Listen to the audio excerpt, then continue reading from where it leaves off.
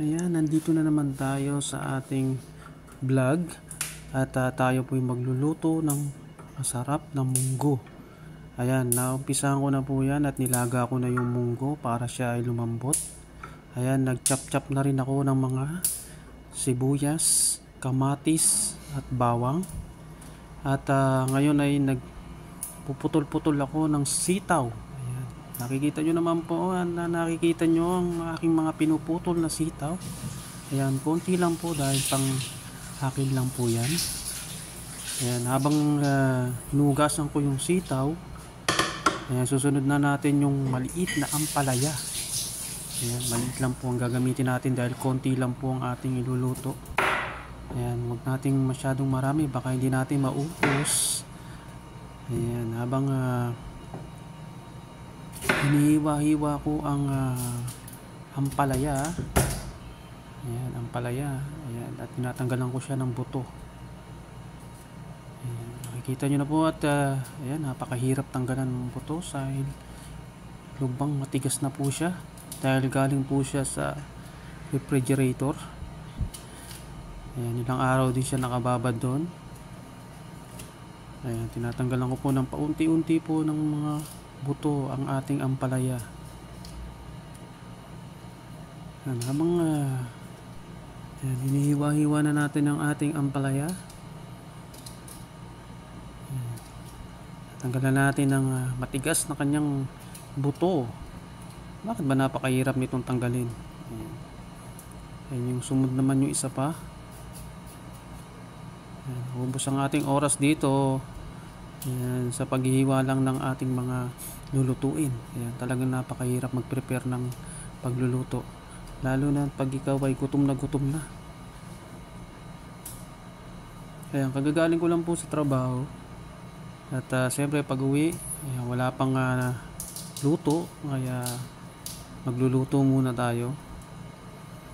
Ganun talaga ang senaryo dito. Ayan, pagkagaling sa trabaho, ayan, magluluto kasi wala naman tayo tagaluto rito. Ayan. Ayan, iniiwan na natin yung ating ampalaya, yung isang kaputol. Ayan, lubang napakatagal ng ating oras sa pag-prepare ng ating lulutuin.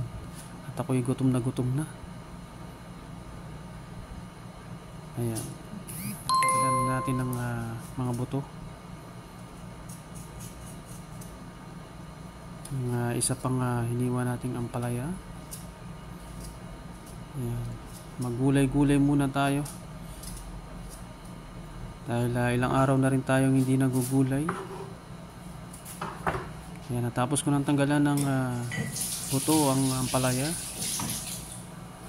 Ayan, sunod na natin yung paghihiwa niya ng maliliit.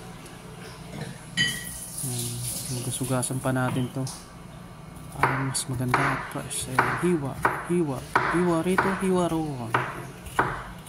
Hinihiwa-hiwa ko na yan. Ayan, mag-ingat sa paghiwa, baka maiba ang mahiwa. Ayan,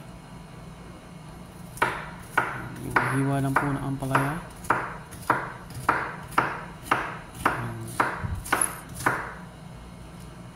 Ayan, maganda po kasi kumain paminsan-minsan ng mga gulay. Kasi pag puro karne, walang gulay sa katawan. Ayan. Sabi niya nila pala, kailangan may gulay ka sa katawan para may oxygen. Sinasabi nila kailangan natin tayong gulay-gulay sa katawan. At maraming vitamins na po ang makukuha po dyan. At ako po'y gutom na sa oras na ito. Tapos na po ako maghiwa ng ating mga gulay at nakaprepare na po yan. Maghahanda na po ako para magluto at lutuin na itong ating munggo. Ayan. Maraming salamat.